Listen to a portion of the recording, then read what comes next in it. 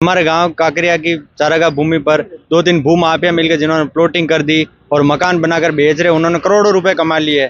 और हमने ग्राम पंचायत को भी रिपोर्ट दी, तहसीलदार को भी दी और एसडीएम साहब को भी दी और कलेक्टर साहब को भी दी। और काकरिया गांव की चारागाह भूमि का हिस्सा उत्तर की तरफ 972 मीटर हो रहा है।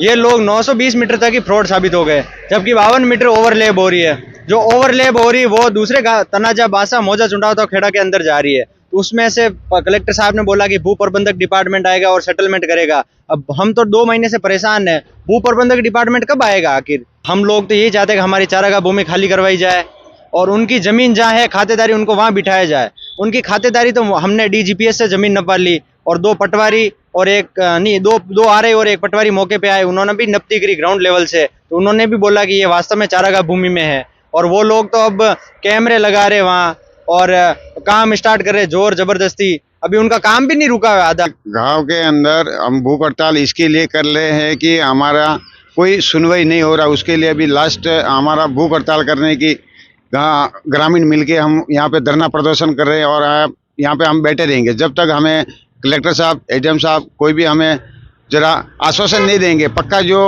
बात है वो नहीं करेंगे, उसके बाद ही हम उठेंगे। जब तक हम बैठे रहेंगे हमारे को लिख के देंगे कि भाई ये तारीख निश्चित की जाए कि भू प्रबंध हमारे वहाँ पे आके तुम्हारा जो ये संशोधन है सही तरीके का जो वास्तविक चीज है वो नहीं करेंगे जब तक हमें कोई संतोष नहीं, और हम संतोष करेंगे भी नहीं। सीधी सी बात है, ठीक है।